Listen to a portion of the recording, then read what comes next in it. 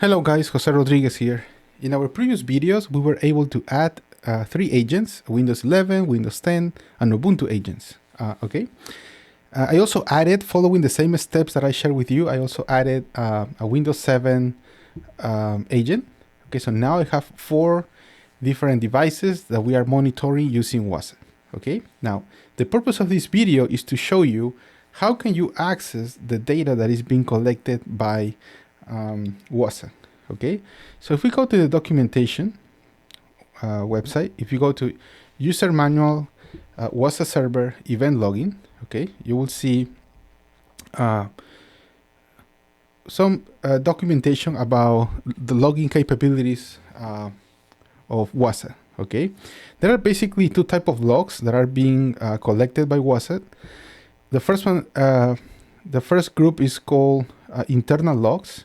Okay, and it's basically logs that come from the WAZUH server. Okay, and then we have external logs that come from all the different devices that we are adding, that we are monitoring. Okay, and in this table you can see it says that all the logs are stored indefinitely in the var offset logs directory. Okay, this is a directory within our WAZUH server. Okay, here are some of the locations or directories for some logs. Most of them are internal logs: firewall, active responses, integrations, clusterings, APIs, OSIC.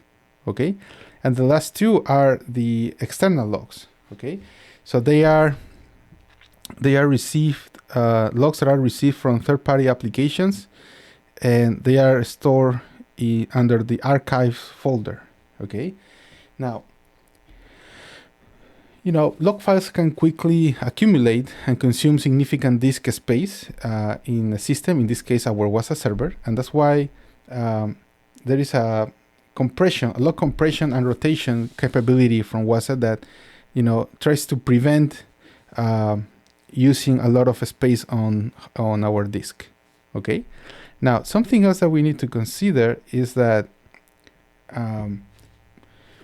for some of the use cases that I will share with you later in other videos, I'll need to access not only the information about the alerts or the different monitoring capabilities of WAZUH, but I will also need to access the logs that are being collected by WAZUH, right?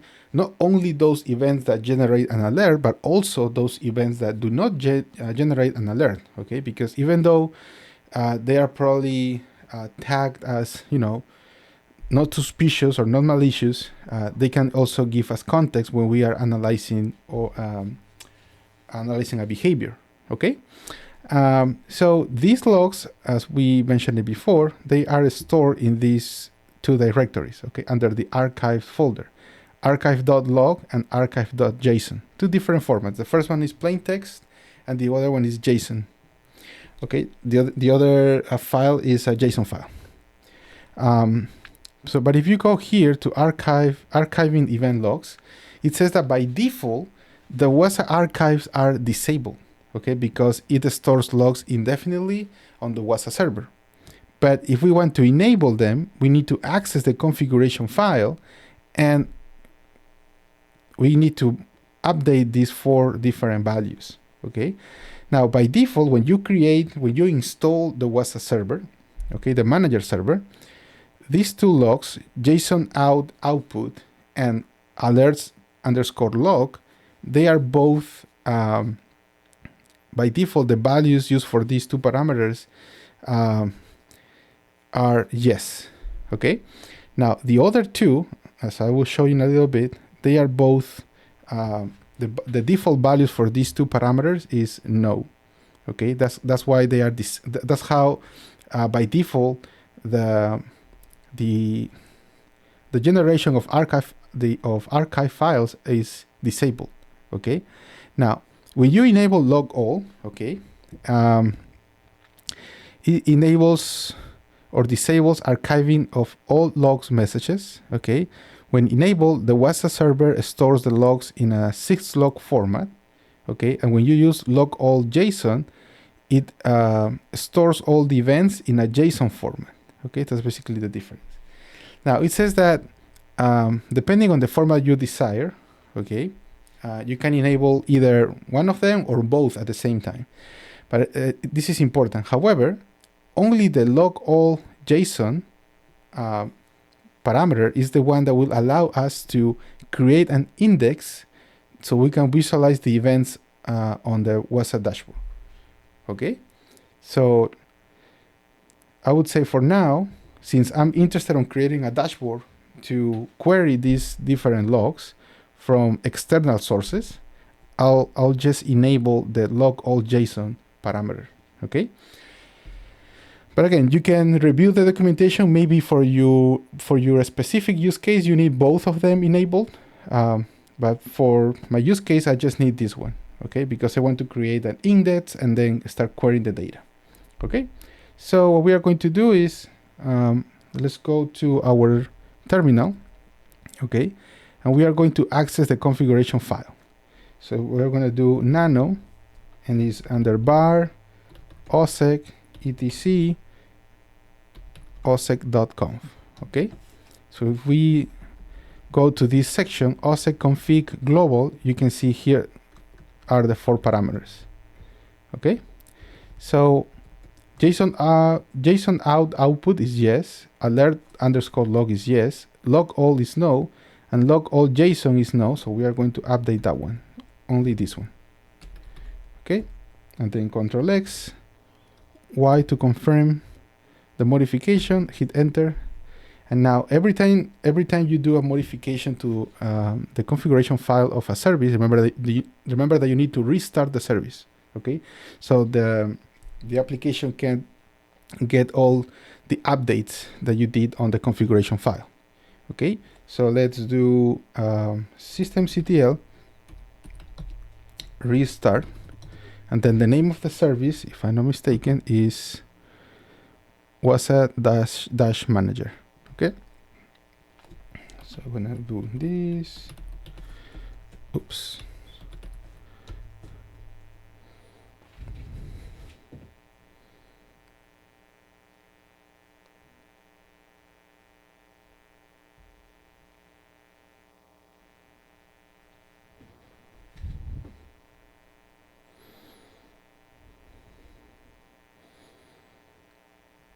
Okay, so now if we go to this list of ls-al under var osec, let me review here. Yeah, var osec etc. No, the location of the files of the archive files is var osec logs archives. Okay, osec logs archives. And here you can see 2 different files, okay? Well, I didn't list the directory before, but this file is created when you install the WAZUH manager server, okay? You will not see this file, okay? Now this file is available now because we just changed the configuration. So at the beginning, this JSON file was not here, okay? And you only have this one, but this file is empty, okay? Because the plain text option, log all, is disabled, okay?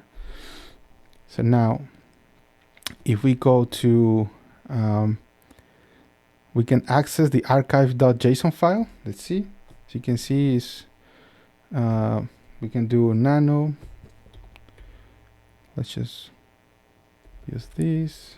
We're gonna do nano, and then the name of the file is archives.json. Okay, so here's a sample of the values. You can see the timestamp, as you can see, in JSON format, and every line of the JSON file is an event. Okay, here's the ID of the agent. Okay, what else do we have here? We have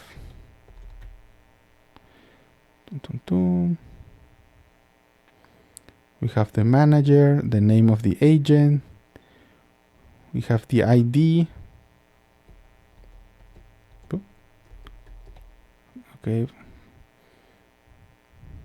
A lot of information here. Here's the full log. Okay. So now that we have these, okay, and if we go to our WhatsApp server here, okay, if we go to the website, we just enable archiving. Okay, so now the JSON file it was generated and is being updated with new logs. Okay, now it says we can visualize the events on the dashboard. Okay, so in order to do this, we need to edit the file bit configuration file.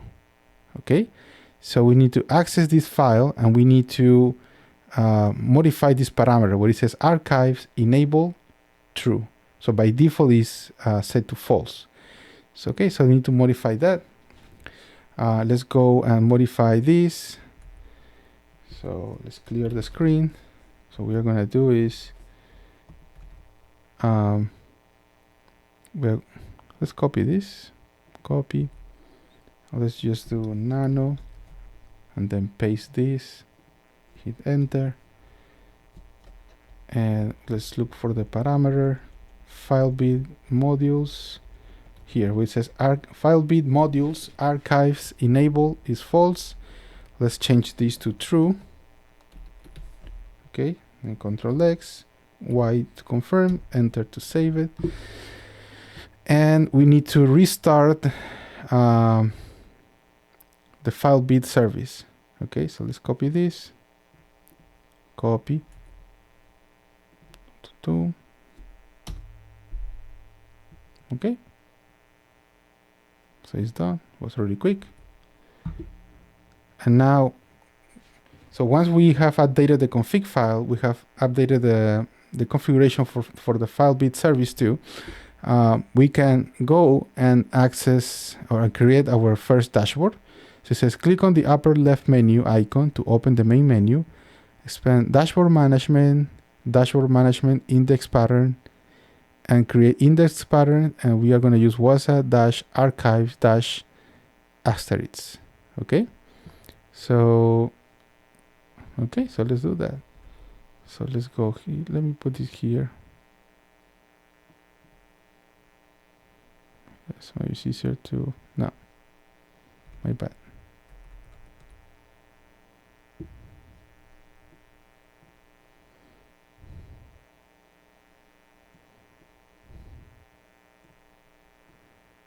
Just put it here. Okay, so what we're gonna do is dashboard management. Okay, so let's go to the app. Let's refresh this.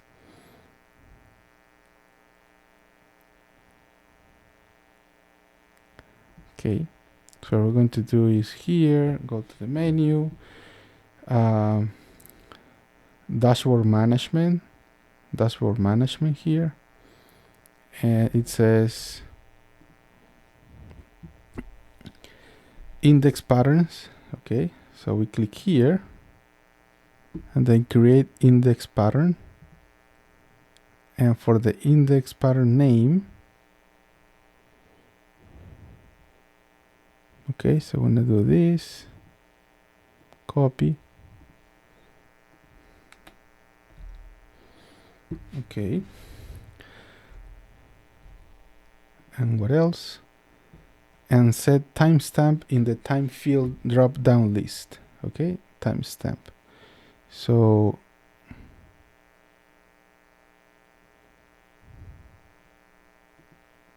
next, time field, timestamp.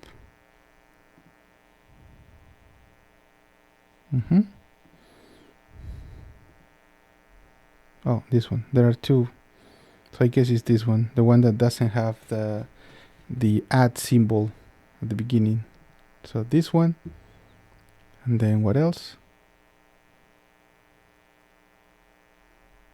It says to view the events. Okay, let me click on create index pattern. Okay, it's here. And what else? It says to view the events on the dashboard, click the upper left menu icon and navigate to discover change the index pattern to WAZUH. Okay, so we go here, index, it says, oh, discover. Okay, so we go here, menu, and we go to, I think it's explore, and we have discover here, and it says change the index pattern to WAZUH archives. Okay, so yeah, so index patterns here, we have WAZUH archives.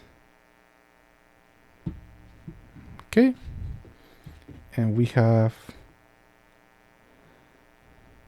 yep, so here are all the logs that are being collected. This is from Windows 7, for example. This is the agent ID. If you click here, you can see all the details. You can see also the JSON format. Okay, so you have information about the process, etc. Interesting.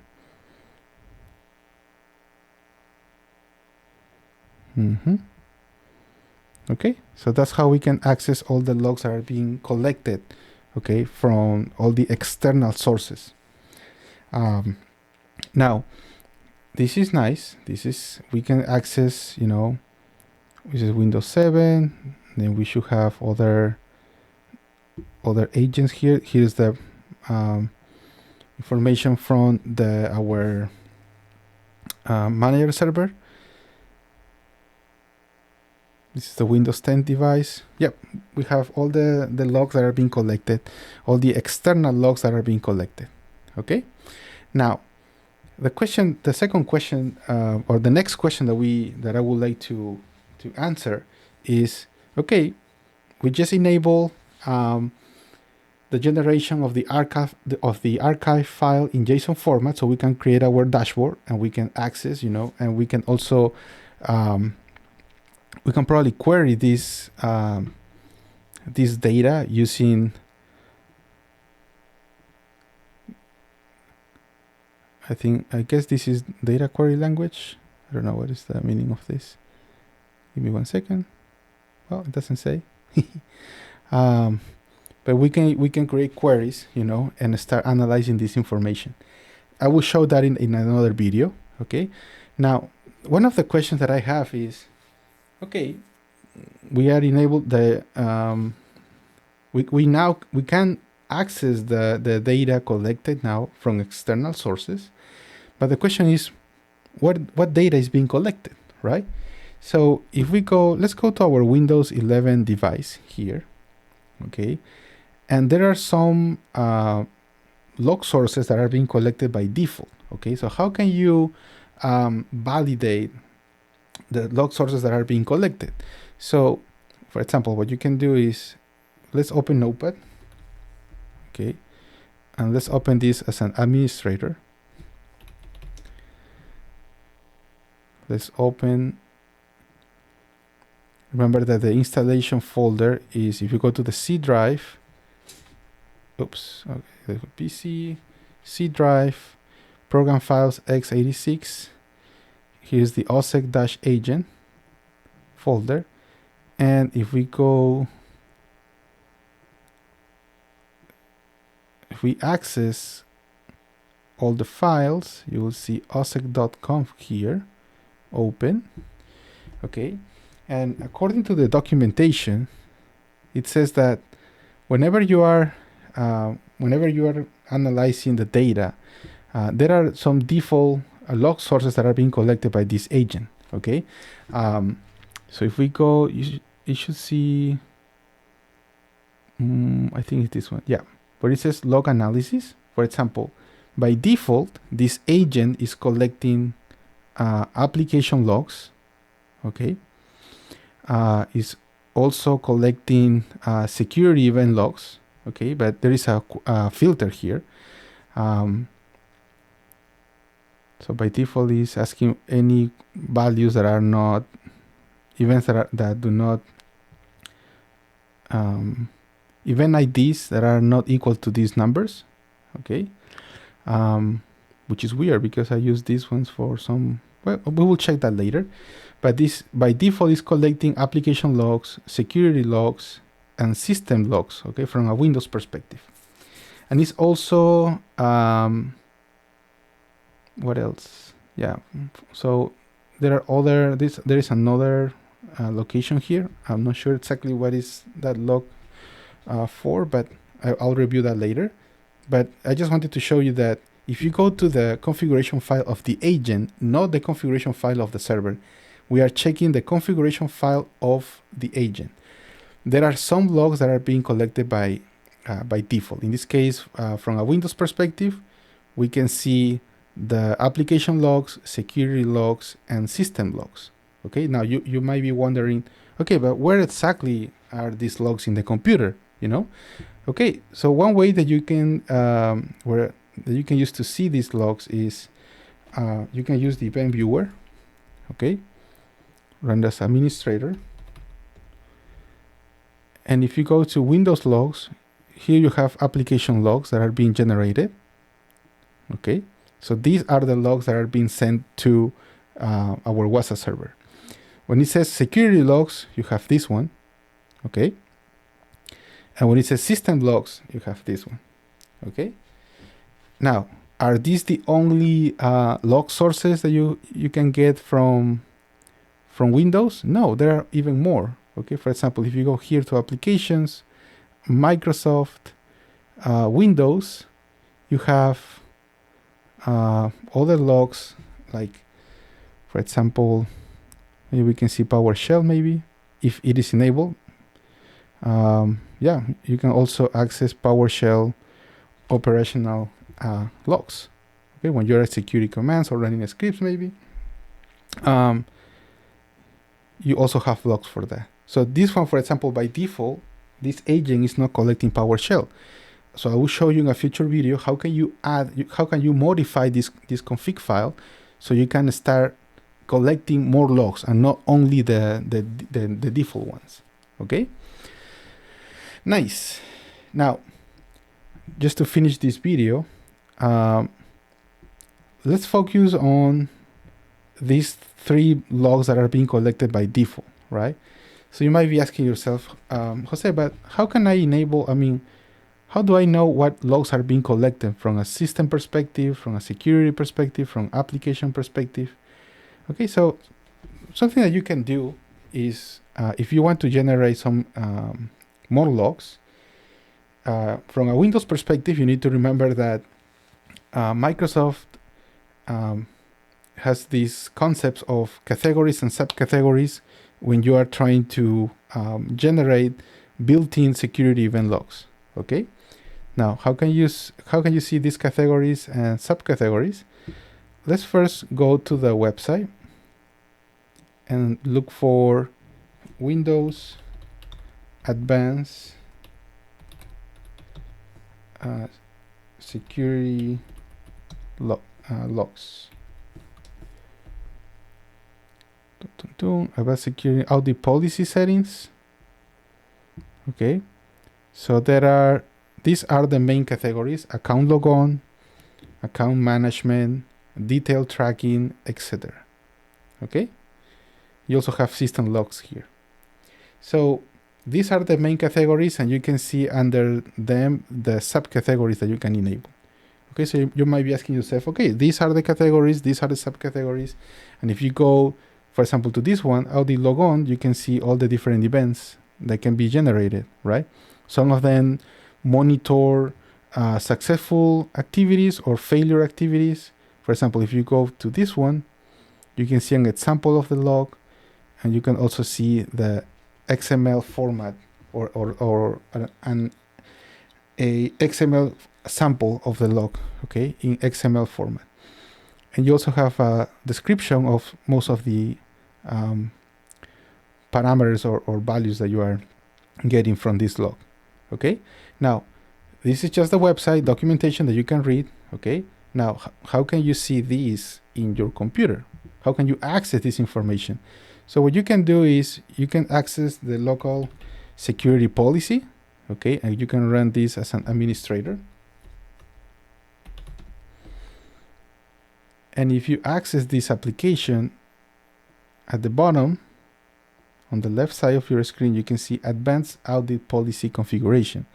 So if you expand this, you have System Audit Policies, and then you have all the categories that you had on the website are here. Account logon, account management, etc. And if you want to access the subcategories, for example, you can go to System, and you can see the subcategories here. So right now, I already enabled these ones, success and failure events. So whenever you enable this subcategory, okay, for example, IPsec driver, if we go to the website, let's go back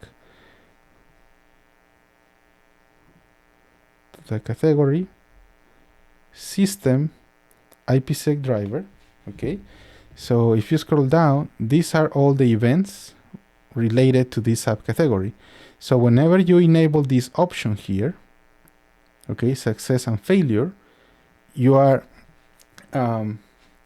enabling the generation of all these event logs. Okay, so how can you enable or disable this option? You just make double click, and you can disable or enable, success or failure events depending on what is generated in your computer. Okay, so if you have more security event logs, for example, you can do the detailed tracking. And you might be interested on, for example, process creation events. You just click here, enable, you apply, okay. And once you enable this, if you go to the event viewer, security, you will see that process creation events should be generated, okay. For example, if you open Notepad again, or let's open the calculator, you just start any process, do some calculations, you close this, and then you refresh. Now you have process creation event. Okay, you can see this is the process creation event for hopefully the calculator. Yeah, the calculator app. See, so from a research perspective, it's a good idea to enable all of this. Okay, but in a production environment, you need to be careful because you just need to enable whatever is required based on your policy or based on the detection strategy that you are developing. Okay, because if you enable everything in a real environment, especially in those environments where you have a lot of computers, you will start getting a lot of logs, and sometimes it's expensive to maintain a database for those logs. Okay, and so this is how you, just from a default perspective, so the agent is collecting system logs, security logs, application logs. Okay, and how can you enable these logs? One way is to use the local security policy, okay, using the advanced audit policy configuration.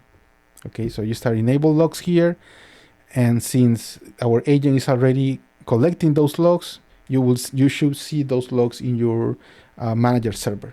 Okay, in our next video, I'll show you how can you modify the configuration file to start collecting other type of logs, like for example PowerShell logs, the Windows firewall logs, and also if we install third-party tools like Sysmo, for example, which generates logs to monitor the behaviors in our environment. So that will be for our next video. Thank you.